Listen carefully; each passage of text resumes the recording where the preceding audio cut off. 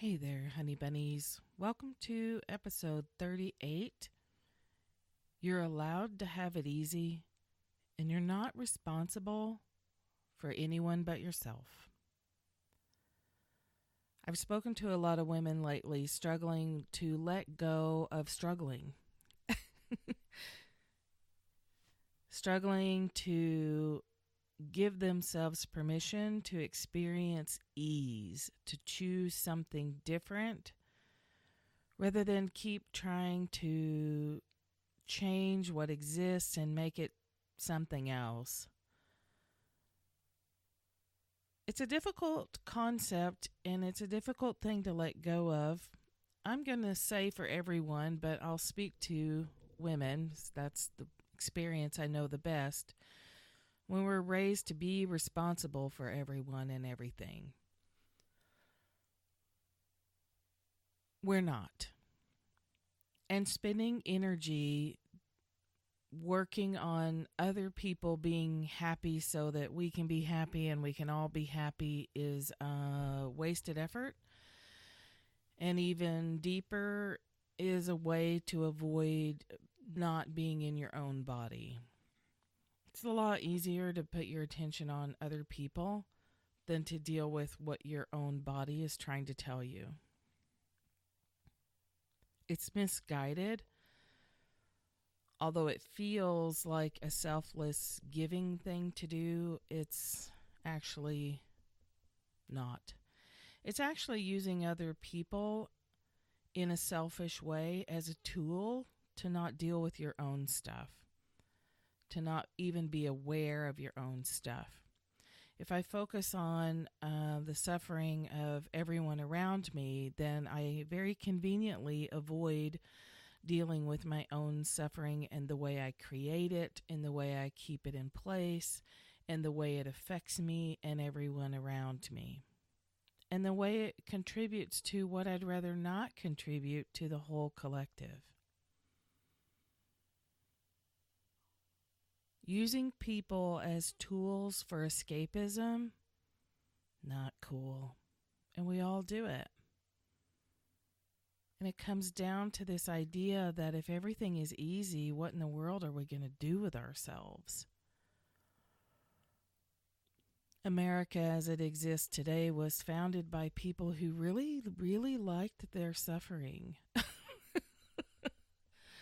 Like they really seemed to enjoy making life as hard as it could possibly be. And now we're at this space of unwinding what the word ease means and how much of it we can allow ourselves to have.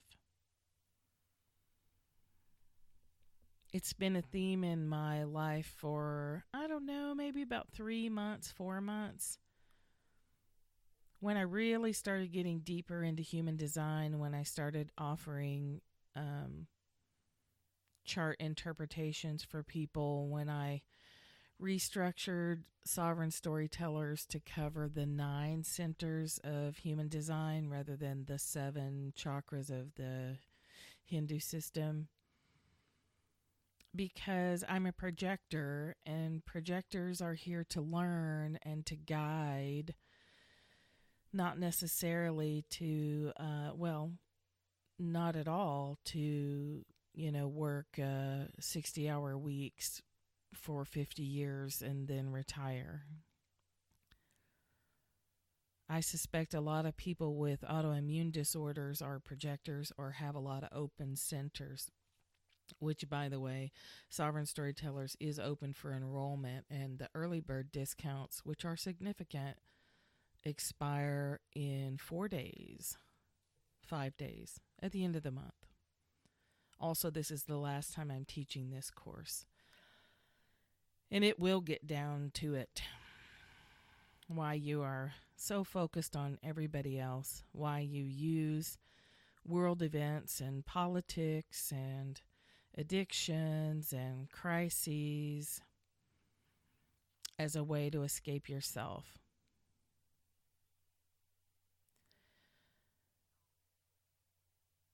I wonder what it would take for us to change in ourselves this idea that having fun is a bad thing, and that the more fun we have, the more we probably need to suffer somewhere else to pay for it. Like, we'll go have a lot of fun, but we'll carry around some guilt so that we don't have too much fun and we can feel like we're doing our part and we're still okay as long as we feel a little bit guilty about all the fun we're having. Can we say that's enough of that nonsense? A lot of us are letting go of this thought that we have to struggle, that we have to fight, and it has to be hard and complicated if it's going to be worth a damn. And it's simply not true. The more I let go, the more I have fun without guilt, the more changes I'm seeing, the more money I'm making. Insert shameless plug here. The Voxer 10 Minutes to More Money group starts August 1st. You can find that on the website, thatmichellewolf.com, under 10 Minutes to More Money. It does work, and it's only $1 a day. End commercial.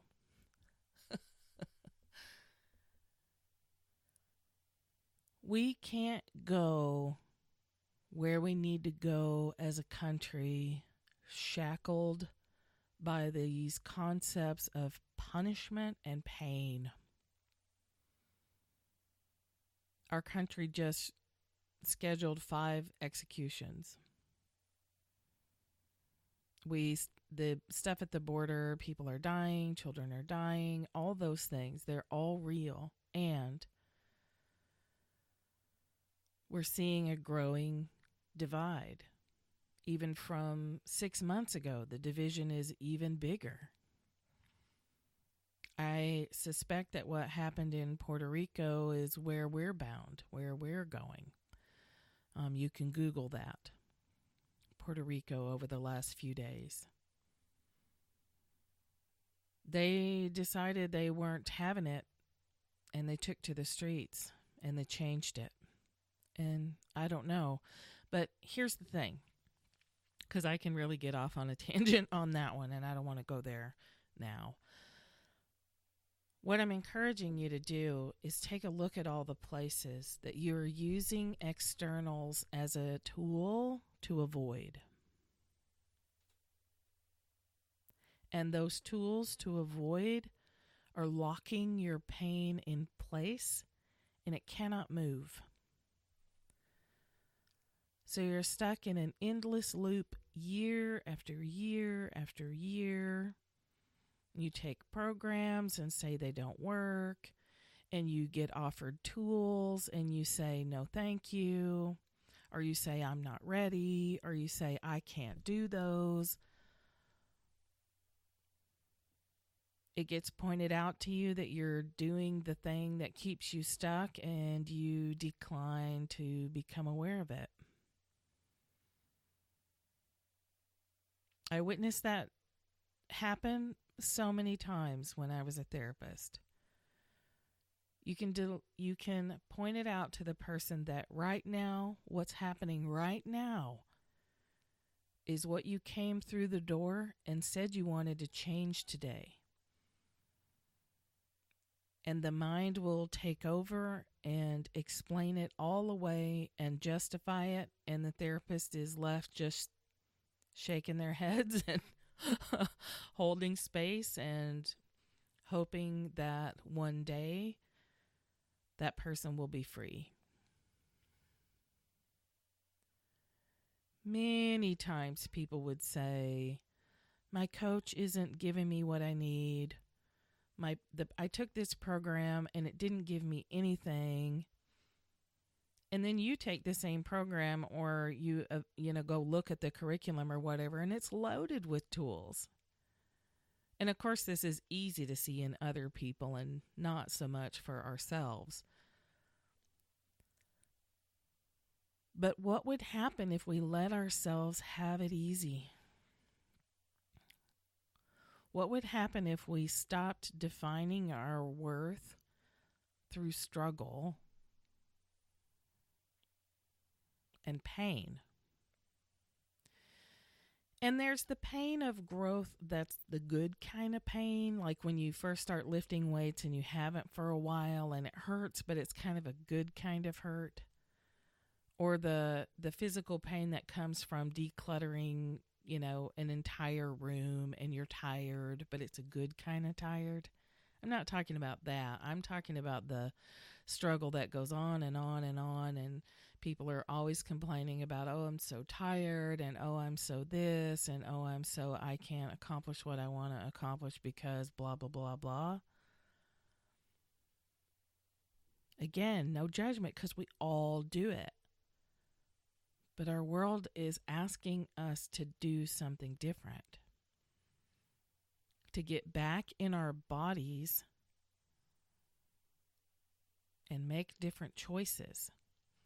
And the making of those different choices requires that we be in our bodies, because our mind was never meant to make the decisions. I'm speaking from human design perspective now. The mind is meant to be a passenger, and the body is driving the vehicle through this life. This is the body's life. The body is the part of you that belongs to this planet and will stay with this planet long after you leave. The eternal you. When you get into human design, you start to realize that ease and fun is the name of are the names of the. Where'd my grammar go? Ease is the name of the game. Fun is the name of the game. The pathway to creation is light and easy. And it's the mind's job to solve problems. And this is how we've gotten ourselves so off track. Our mind is meant to analyze all the things, but our body is meant to take that analysis and make the final decision. It's called your strategy and your authority in human design. That's what we're going very deeply into in Sovereign Storytellers. Each of those 9 centers of the body has a package of characteristics, and whether that center is defined or open or undefined influences how you make decisions. But the mind is the mind is the mind. Regardless of the type, your mind is like this giant funnel open to universal concepts, knowledge, information, ideas. It's meant to be like a big satellite dish receiving all this information. But then we've tried to make decisions from that same space. And our decision-making part, our decision-making center is held in the body, not the mind. So we struggle year after year, and we go back and look at our journals, and it's the same damn thing for the last 10 years or longer.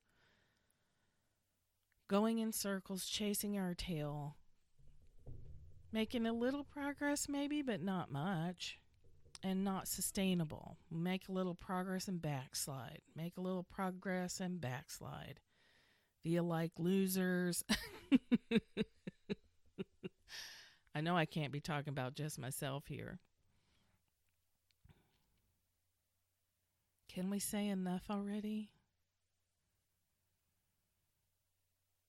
Can we start to ask ourselves, how easy can I make my life today? How much more responsibility can I let go of? Can I read a book about something and not want to buy it for the 10 people that come to mind that I think would benefit from it? Can I just read the book myself and apply the principles? And then when my life is looking so great, people start to ask me about it, then I'll buy them a book. Then I'll share about the concepts. We get new information and then we run right out and start doing something with it. without ever actually applying it. Thinking about the tools isn't the same as using them. Thinking about doing, a Byron Katie worksheet, a Judge Your Neighbor worksheet. You can go find more about that if you don't know at thework.com. It's all free. But thinking about writing a worksheet is not the same as actually writing it. When you actually write it, you get a much deeper result. And often people will just talk it out, or they'll jump straight to from is it true to, well, no, I know it's not true because that's the way this system works. And, how is this reflecting on me? And that's great. You get a lot of intellectual stuff. And then you go out and complain or focus on the painful things exclusively. And you're not taking action. You're not actually doing the work. When you catch yourself suffering and you remember that you have tools, if you're not actually implementing one of those tools to feel better, you're deliberately keeping yourself stuck. And that is just because you are trained to live inside your head. And that's not much of a life. The more I let go of trying to solve problems in my mind and going directly to my body and asking, is this a problem that I need to be worrying about right now? I'm going to say 80% of the time or more, the answer to that is a big fat no. Nope, that's just something that my mind is chewing on because it likes chewing on things, and that's fine. I don't have to do anything with it. There are two centers in human design that are pressure-y, that feel like pressure. The head, the crown center, and the root. The root is pressure to do. Keep thinking that if you just do one more thing, that then you can slow down and rest. But it's never done and you never rest. And the head center is think, analyze, spin in circles, bark, woof, woof. Never get anywhere. And our job is to take that pressure to think and pressure to act and take it to our body. Every type has a different center of space in the body, function in the body, that helps you ask those questions. Is this something I need to take action on, or is this just my root center doing what my root center does? Is this something I need to keep thinking about, or is this just my mind doing what my mind does? A car, when you turn it on and let it idle in the driveway, it makes noise. It does car things. You wouldn't expect it not to make noise. You would expect it to do what cars do. You wouldn't be trying to change it unless it was broken. But if we could understand that our body has these pressure centers and they feel like pressure, we can just get used to that and stop trying to change it. If we weren't so out of our body all the time, then when we're getting back in our body and we become really aware of how these processes are working, then we get to choose, and then we remember to ask questions and use our tools, actually use them, actually put pen to paper, actually get up and put your feet on the ground, actually sit in silence for 15 minutes. Not think about doing it, but actually do it. So many times, as a therapist and as a coach, people will come book a session and come with the same problem. It might have a little different shape to it, but it's the same thing. And the questions that every therapist and coach on the planet is going to ask you is, what have you been doing about it? Have you been doing your daily practice? Have you looked at how you want to feel? Have you been, pivoting? Have you been listening to some Abraham stuff? Have you been reading some inspirational things? the answer to those questions is usually no. And then you're just like, okay, well, you just paid me some money, which I'm grateful for. And now I'm going to tell you to go do those things. And that's okay. I've done it. Everybody's done it.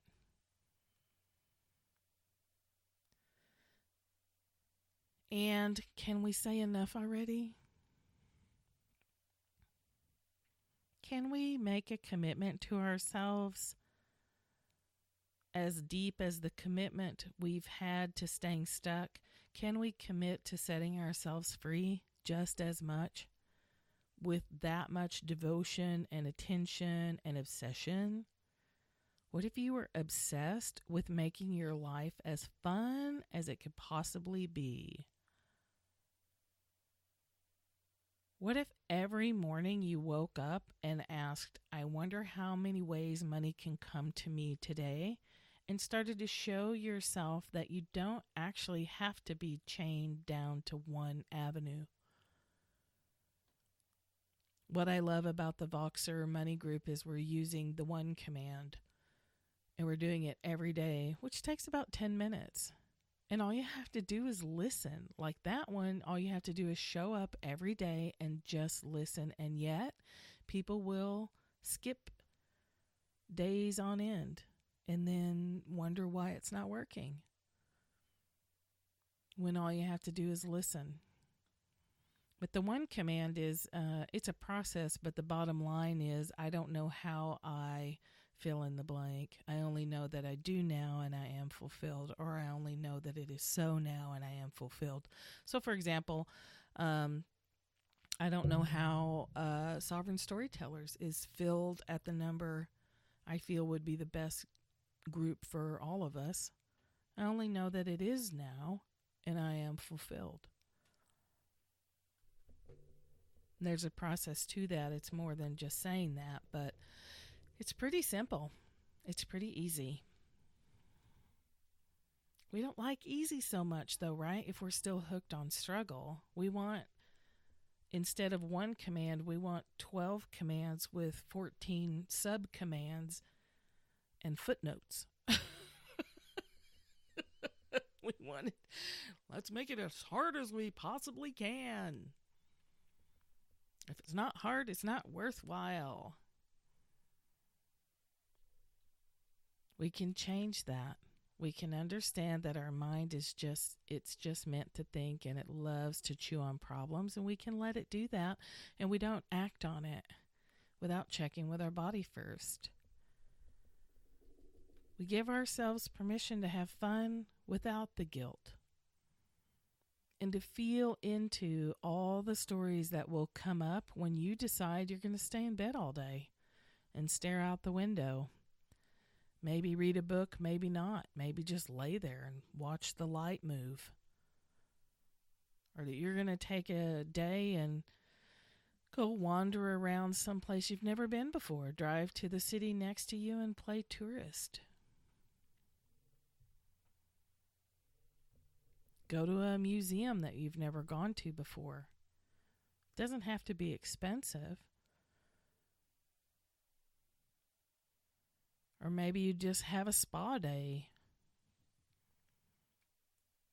and you don't indulge in the guilt of it. And when you hear the stories come up, well, I should be this and I should be that, you just coach yourself through it. So it's not like you make these decisions and then bada bing, bada boom, you're done and everything is, air quote, fixed. You're not trying to fix anything. You're trying to do something different. You're trying to come up alongside what you're doing and make micro decisions throughout your whole day. These micro choices of, am I going to be in power or am I not? Am I going to be sovereign in my being or am I not? Am I going to give my power away to my family, to the politics, to the headlines, to the la la la la la? Or am I going to own my power and remind myself 10,000 times a day, if that's what it takes, that I get to choose how I feel right now, and it's okay for me to feel bad, It's okay for me to be present with the sadness when we see something.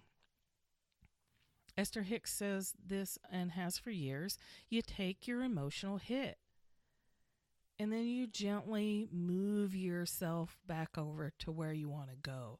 It's not that you're going to stop hurting. That wouldn't be human. I used to have this conversation a lot with a woman I used to be friends with, where she was her vision for being a human was at some point you would just feel peace all the time. Well, that's not being human, that's being dead. We get to be in peace all the time when we're non-corporeal, when we ain't got no body. We don't get to do that if you're human, and why would you want to? If someone dies, I'm okay with feeling sad. And in the grieving process, I'm okay with feeling sad. And when I see injustice, I'm okay with feeling anger about it, but I don't make decisions from that place. I let myself have the anger. I can do it with anger and sadness. Fear is the one that I'm still running from to some degree. And it might be different for you. Maybe you can't sit with sadness. Maybe you can't sit with rage. But those I'm totally fine with. But you take your hit. If I see injustice, I get mad.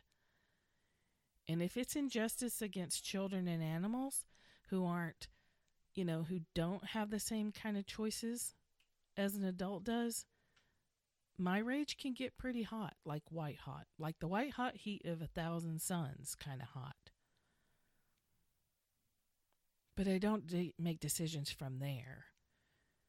I just wait and I feel it and I deeply desire it to be different, not my anger, but the situation that triggered the anger.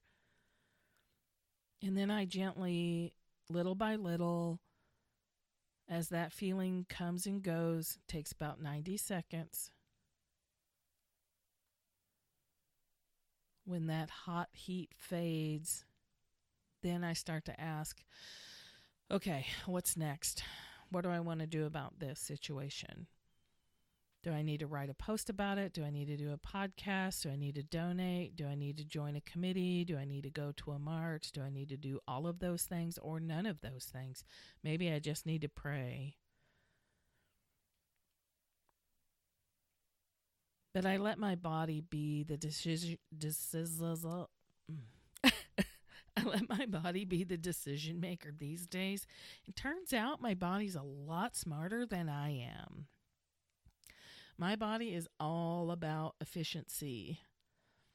I don't go make posts anymore when they don't feel good and I'm feeling the pressure to act like I've been told to act and market.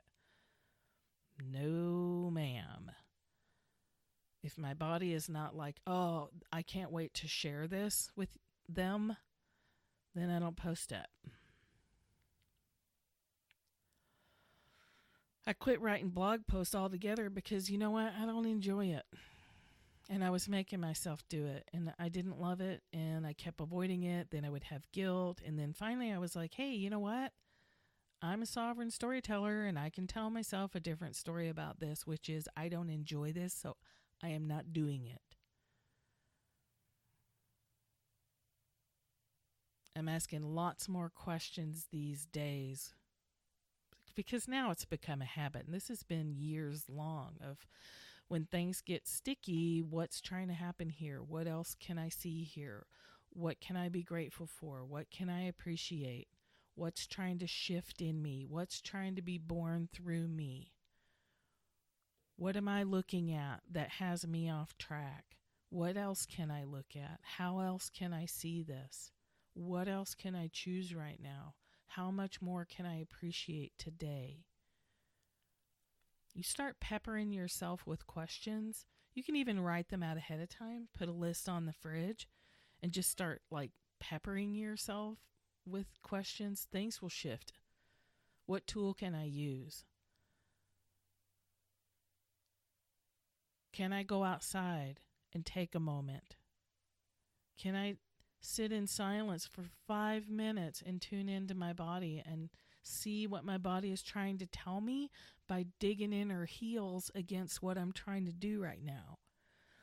I really wanted to take a trip this week to the beach and to see, not even necessarily to the beach, but just to see someone I haven't seen in a long time and just, get away from all the cats and the woodland creatures. There was a bear on the porch last night, a very, very, very large bear. And the standard nightly parade of raccoons and possums who love coming to check out the porch because they've gotten food reinforced from when I used to feed the dogs out there. So anyway, off topic. But every time I went to pack, the energy felt heavy. And I didn't want to disappoint anyone that I was going to see. And also, I'm learning that the more I trust that resistance as having a reason to be there, the better off it goes. The more I'm annoyed with changes and ask myself, okay, what's next? What's trying to happen here? This didn't work out. This plan just shifted. Okay, what's next? In an attitude of curiosity and adventure, the smoother things get, the easier they get, and the less the guilt gets. The guilt is going away. All right, now I'm just rattling on and on. So play with those concepts. Where are you taking responsibility for issues that aren't yours and are not for you to deal with? Not everybody's meant to deal with social justice issues. Maybe you're meant to deal with your, the place that you work that still isn't recycling. Or maybe that's not your job at all. And all you're doing is raising children, which is certainly not any small thing. Maybe your job is just to be the person that smiles at everyone you meet and you uplift people and impact people and you don't even know it. It's not for us to say what each other's roles are and what they should be. It's not for us to take responsibility for things that we are not in alignment with, that we don't feel resonant with. Someone jumps up and starts a project, you're not required to participate. Someone is staying attached to their negative worldview, it's not your job to tell them they're wrong. It's actually an act of violence against them to tell them they're wrong, that they should be doing it differently. It's their life. It's your responsibility to make sure your space is in alignment. And if that person is not ever going to be in alignment, then, then they don't get to be in your space. But you don't try to change them because that's violent. You don't decide that they have to be a certain way so that you can be a certain way, so that the both of you can achieve things that you've decided you should achieve together. It doesn't work like that.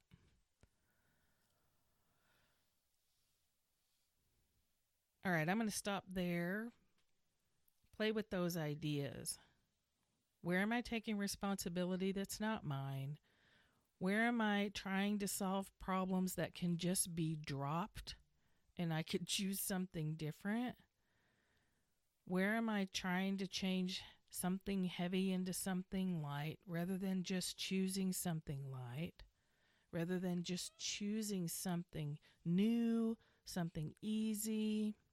Where am I carrying guilt as my permission slip, and where can I drop that? And if you want to go deep into this stuff, Sovereign Storytellers is 16 weeks long, and it starts in August. You have 5 more days for the early bird bonuses. You can also book a free call with me to talk more about it if you have questions or you just need to see if it's a fit for you. All that stuff's on the website. The 10 Minutes to More Money is on the website if you're ready to start to increase your awareness of why your money is the way it is. Lots of stuff for you to choose from if you want to go deeper with this stuff and you want to commit to having a different life 6 months from now. All right, here's to ease. Go have some fun. Go do something fun today. Even if only inside your own head, just daydream. Have a nice fantasy. Explore doing it differently today than the way you usually do it, whatever it is. Okay, think less, feel more. You can find me at the website. You can find me on Facebook, facebook.com/thatmichellewolf. You can find me on Instagram, instagram.com/MichelleWolf11, but don't do that unless you want to see a lot of cat pictures. Talk to you next week.